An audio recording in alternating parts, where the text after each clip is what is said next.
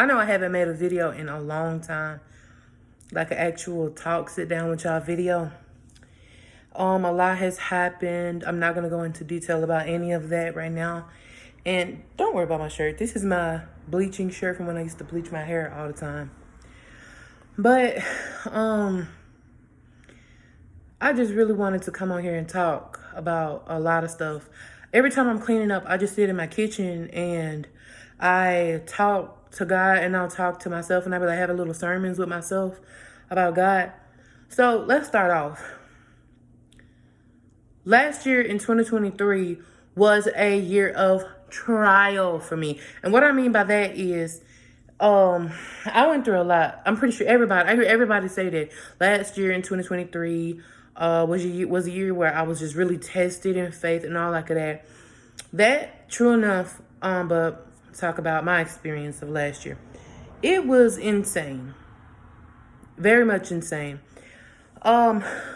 It was like since the beginning of January to the ending of December, God was on me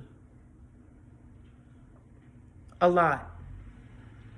Like when I say God was on me, God was really, really, really trying to get my attention. He would do a lot of stuff. I'm sorry if I'm pausing. I don't know if somebody outside or not. I thought somebody was. They would have been at the door by now, but anyway, God did a lot to try to grasp my attention, to tell me, come to me, focus on me. Don't focus on your worries. We don't have time to keep switch washing. You can't love the world and love God too. Okay? You can't. I tried. You can't. It does not work like that. You cannot be in the church wholeheartedly and be in the streets half-heartedly. It don't work. You can't love one and you can't. You just can't do it. No matter how bad you try it, it does not work. So I cut off, the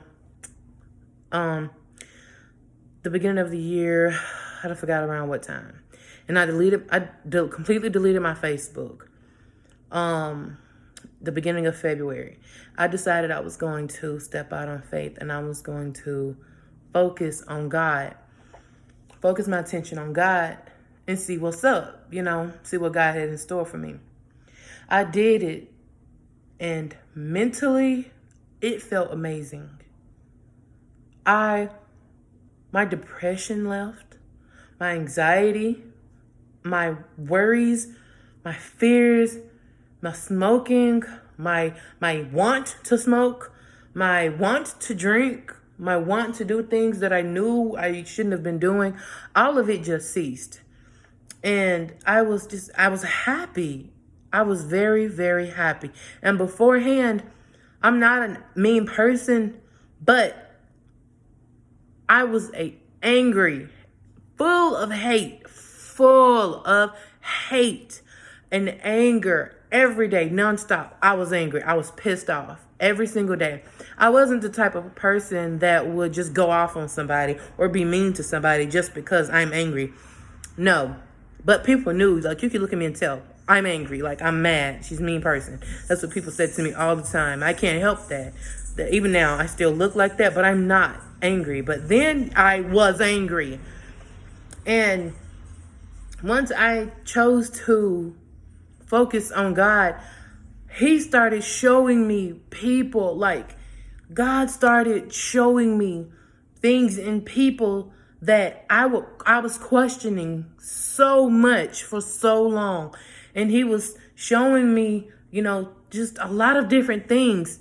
And even things that I had asked him about before, he started showing me, I'm trying to find the right words because I don't want to confuse anybody. But, for example, I would ask God in the past to show me, give me a sign about a certain person. And he would, and I would ignore it. God brought all of that back up. He resurfaced every single one of those things. And he re-showed me to confirm that I need to quit talking to this person. I need to completely leave this person alone because this person is bringing me down spiritually. If you if you have a friend and this friend is not uplifting you spiritually to do good things and right things, sorry, drop them. Drop them, okay? But before you drop them, encourage them to come to church with you. Encourage them to do good things with you. Turn your life around. Do it together. And if they still choose to be like, no, that's not for me, yo, drop them, bro. Those people that's dragging you down, if they're not willing to rise up with you when it comes to Christ, drop them. Like, why are you even hanging with them? Yeah, they could be a good person, but still, okay? And, yo, times is getting too short for us to be focusing on friendships and stuff. Only friendship you really need to be focusing on is the one with God. And a lot of people don't want to do that because a lot of people think, and especially the young people, a lot of people nowadays think that serving God is so hard. It's so many rules. It's so difficult. Oh, I'll have to stop this. Oh, I have to stop that. I'm going to be honest with you. Serving God is hard. It's hard. Okay? Don't you think serving the devil is hard? And when I say serving the devil, I don't actually mean being an atheist or doing Satanism.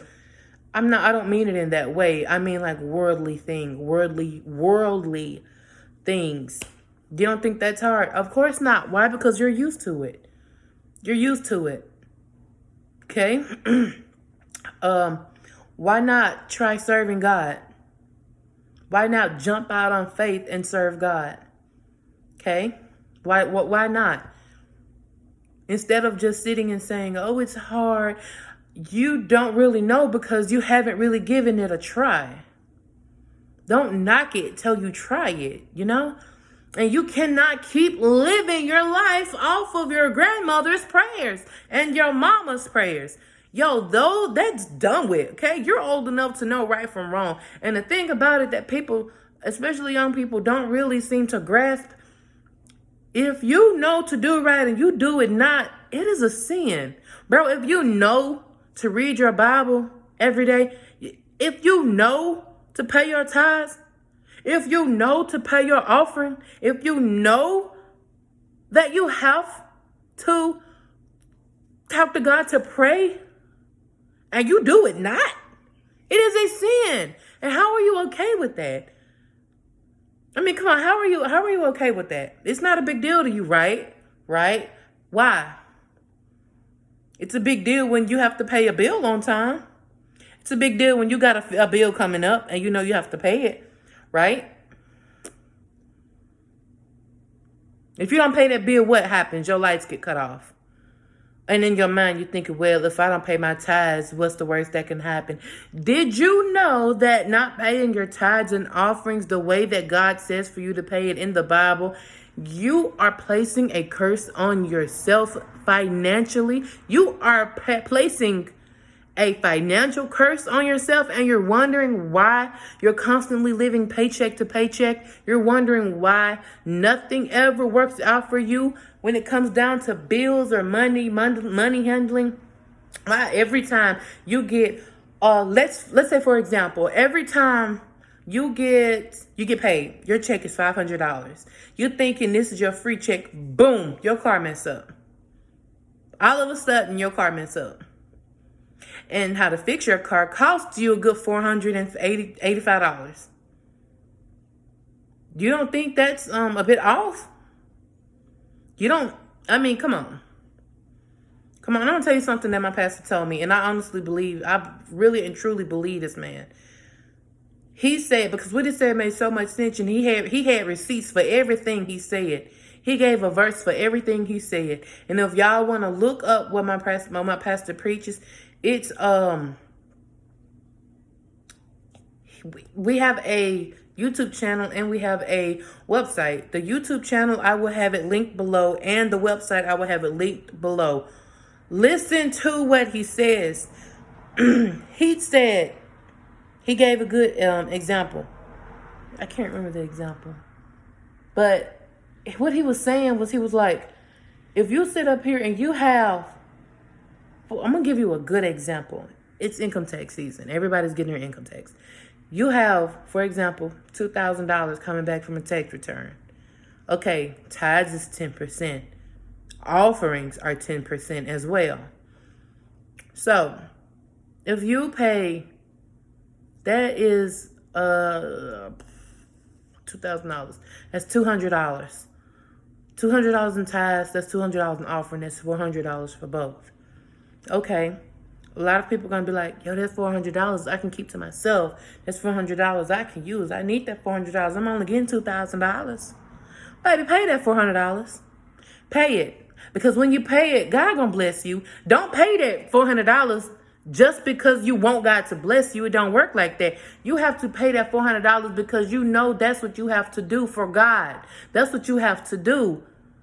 Okay, when you want good credit, you pay your bill on time, right? The full amount. Okay, pay them. I'll pay the offering, full amount, on time to God. He will give you a blessing, and He will. It will, honey.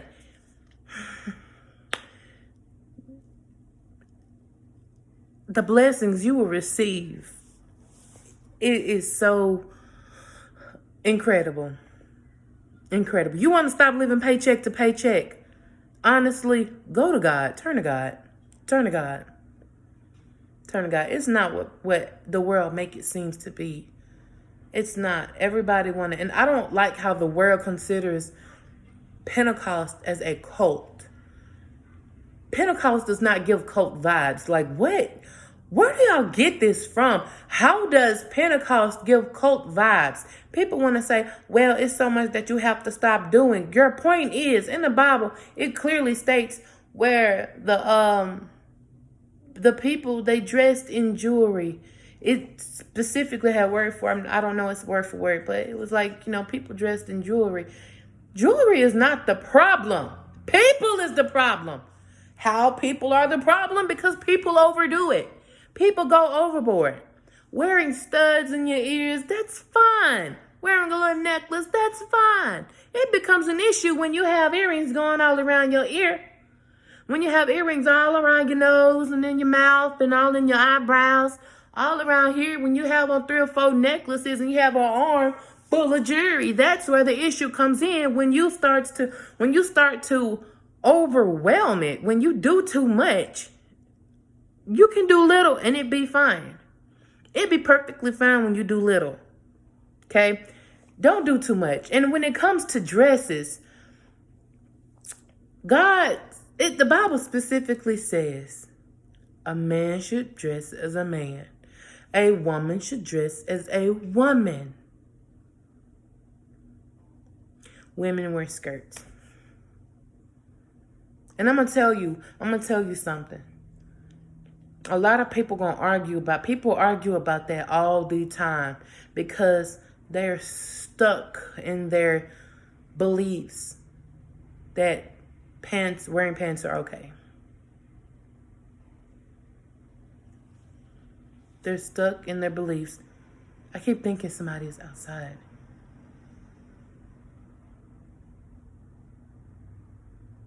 But it's not. I live right by a stop sign and it's so annoying. But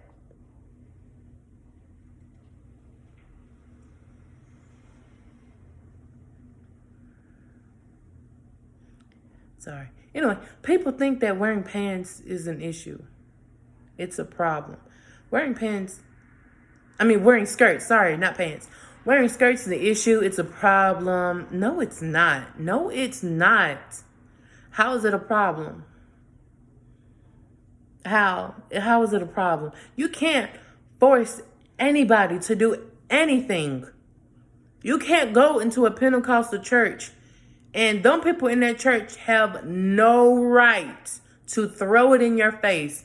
You must dress like this. You must dress like that. You must do this. No. Every church I've went to done that. And I've been a Pentecostal since I was 4 years old. I'm 29 years old. Every single church I went to done just that. They threw it in our faces constantly, what we shouldn't be doing, what we should be doing, what we should be wearing, what we shouldn't be wearing. Except for this church that I go to now, and I've been going to this church now. June will make it a year. I've never worn pants to church. That's something you don't do. I don't do. I grew up, you don't do that. They don't treat you different. If they see you in Walmart and they see that you have on pants, they're not going to treat you no different when they see you in church. They don't throw it in your face. You know you're not supposed to have it on right. You know you're not supposed to wear that right. They're not going to speak that up. What they're going to do? Going to encourage you to continue reading your Bible. They're going to encourage you to keep talking to God, keep focusing on God. And sooner or later, God going to start convicting you. God going to start convicting you of things that you should and should not be doing. People should not be the ones to come to you and tell you, don't do this, don't do that. If you want to serve God, no. God is the one that's supposed to do that. It says it in the Bible. When you read your Bible, when somebody in the church comes and tell you, baby, read your Bible, they should not be telling you, don't do that, don't wear that, don't come up in here like that. No, God said come as you are. If that's all you have, baby, wear it. If that's how you feel, if you coming into the church, you coming fresh off the streets and you want to give your life to God, and you coming into the church and you have a face full of makeup, you have a red wig on, pink, green, purple, blue, orange, it don't matter, wig on, and you having some 10-inch heels on with your club dress, baby, come on. Come on to church. Come on. It does not matter. It should not matter what you have on when you come into a church. And the church I go to now, they don't judge you. And that is so hard to find. That is so hard to find a good church that preaches the truth. Preaches the truth. You might not like what they have to say, but what they have to say will save your soul. Will save your soul. Will help you. You will be at peace. Anxiety, depression, worrisome, all of that will leave you. And I'm telling you right now, I do this thing where I keep jumping from subject to subject. So y'all gonna have to excuse me on that. But it's a lot that I want to talk about, and I don't have much time. So I'm trying to speak on everything as quick as I can. But another thing is worrying. I want to talk about this because of a personal experience. Last year, for the past almost 2 years, me, my mom, and my 2 kids, and my little brother. My little brother ended up moving in with family because he wanted to. But for almost 2 years, we lived in a hotel. For almost 2 years. There were so many nights. God, so many nights I laid in bed crying. Just crying. I was too ashamed to talk to God because of what I was doing. I was too ashamed to pray. I was a mess. And through all of that, I could hear God telling me, come to me, talk to me. I'm not even going to say I could hear God telling me. I felt it. It's like God was going like this and he was pulling me. Come on, just come on. And I would go like this. And I would just be stubborn. He kept on with me. He kept on with me. And God did not let me go. Oh my God, I get in tears thinking about it.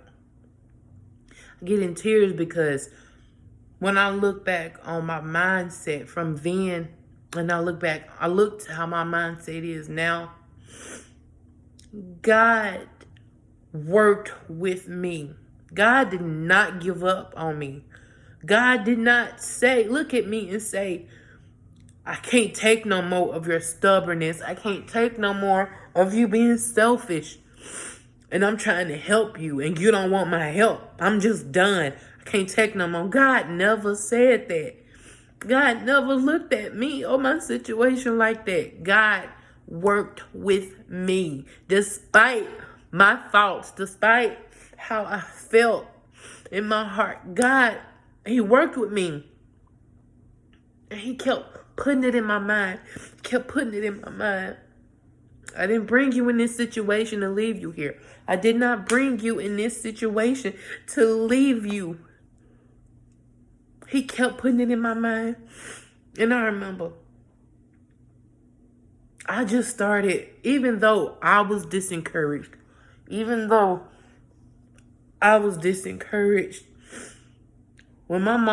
I saw my mama get depressed for the same reason I was depressed, which was, living situations, I started telling my mama, I was like, yo, you gotta stop worrying. You have to stop worrying, because worrying is what's keeping us here. The more we sit and worry about tomorrow, the longer we're going to sit here. The longer we're going to be here in the same situation. And week by week by week, the same thing is going to occur.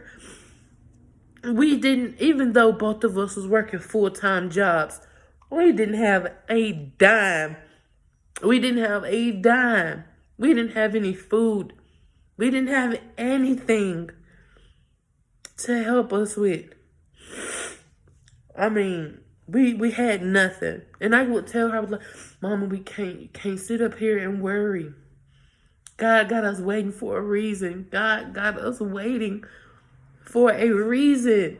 You cannot keep asking God for a blessing and you're worrying. God is holding your blessings right in His hands, in the palm of His hands. He's got your blessing. And this goes to whoever I'm talking to you to. Whatever your situation is, I don't know what it is. You cannot sit and worry or stress about it.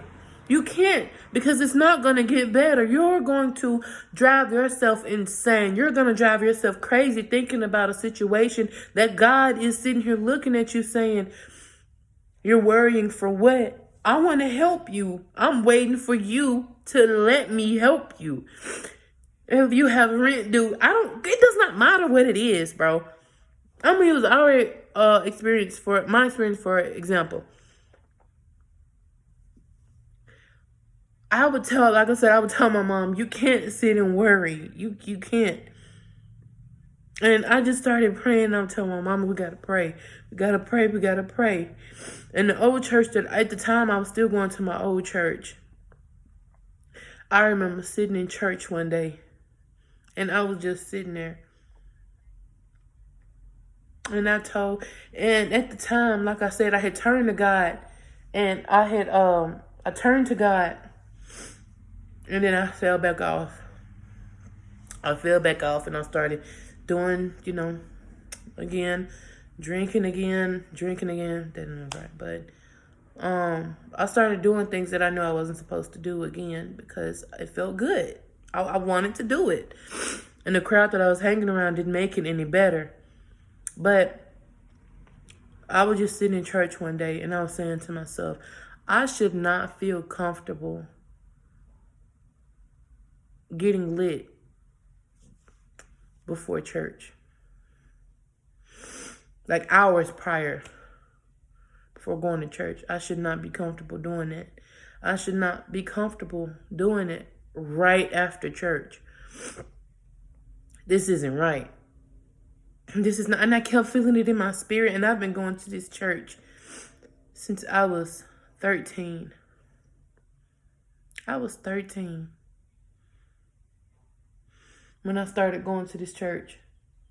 And I just remember sitting there. And it was so many times in church that I felt this way. But this specific time, and my old preacher, he would say stuff. And that would just throw me off. I remember one time he had said, God does not hear a sinner's prayer. What? What? I remember writing in my book, and I asked my mama, I said, even though I knew the answer, I just wanted to ask her, just double check. I asked her, I said, is that true? Is it true that God does not hear a sinner's prayer? My mama said, that's not true. I said, then why would he say that? She said, I don't know. She said, I don't know. And I remember writing to her, I said, sorry, my phone keep moving. I have it on the, shoot. Sorry. I have it on the charger right here. But, I remember writing in my book, and I told my mama, I said, this is my last Sunday coming here. I said, I can't do this. I can't, this is not it. My heart kept telling me, leave. And there was this church. For years, I stared at this church. I would just drive past this church, and I would just stare at it and look at it. I don't know why. I never knew why. The entire time, God was calling me to that church.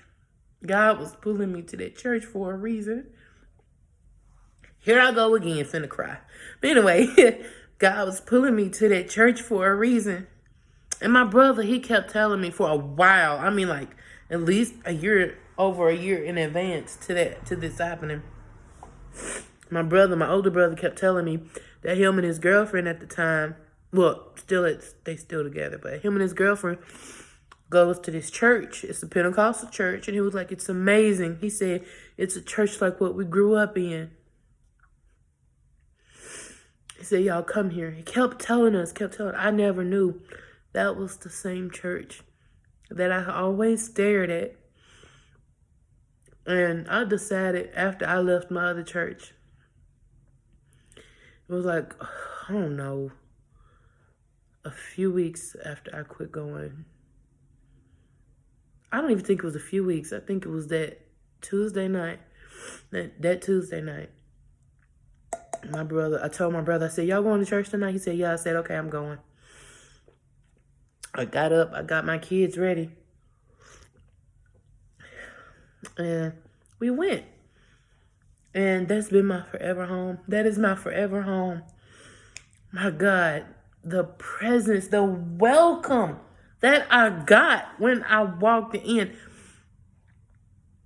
Oh my gosh, they welcome you.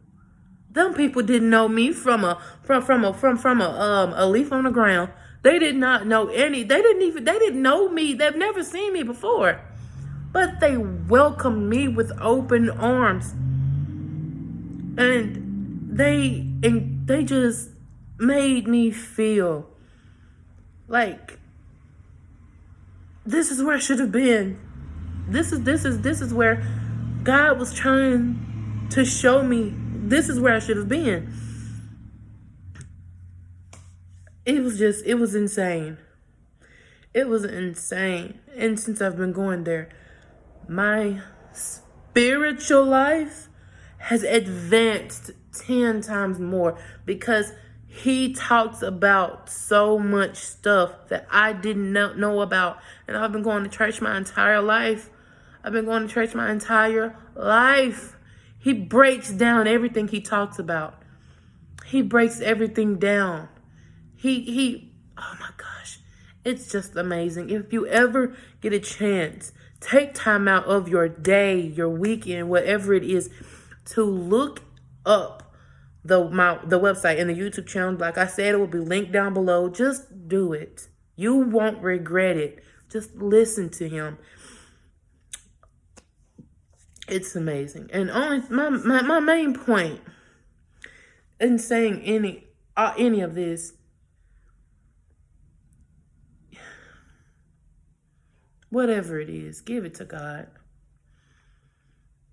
Turn to God. Don't be afraid. Because God, don't feel that just because you're in the world, I don't think it's too late. Or that Don't be embarrassed or ashamed to go and pray to God and talk to God because of the things that you're doing or the things that you have done in the past. The second God see that you're coming to him, that you're giving him a chance, God is going to welcome you with open arms. He's not going to turn you away. God is not going to say, God not finna do that. God not finna do that. No, God finna be like, oh, okay, baby, come on. Come on, come on, come on, come on. I'm happy. That's how God gonna be. God wants you. God hears a sinner's prayer. God focuses on sinners' prayers. And I'm going to explain to you why. Because the more sinners that are saved, those are the more people that go with him when the end time comes. He wants you to pray to him. He wants you to come to him. He wants you to cry out to him. Don't ever feel that he is not listening. You're going to have people that's going to laugh at you. You're going to have people that's mad at you. You're going to have people that's going to quit talking to you. Let them go. Yes, it's going to be hard. Cry about it. But let them go. Let them go. I have cut everybody off. I don't mean like everybody, like. But what I mean is people that did like meant me no good. People that brought me no spiritual, what is the word? People that wasn't trying to advance with me spiritually, I let go. I let go. Even though I let them go as friends and close companions, I still, till this day, encourage them to go to church. I encourage them. I want people to feel what I feel, and what I feel is peace. It's so beautiful. Y'all, I don't have a dime to my name. My light bill was due yesterday, but guess what? I'm not worried because I got faith that my God has already taken care of this situation. It's already been taken care of. Worry for what? Stress for what? Nah. Worry don't live here. Stress don't live here. Yo, God is too good to be sitting up here stressed and complaining, bro. God gonna take care of it. He gonna take care of it. He never fails. My God never fails. Please, y'all, it's the end of the video.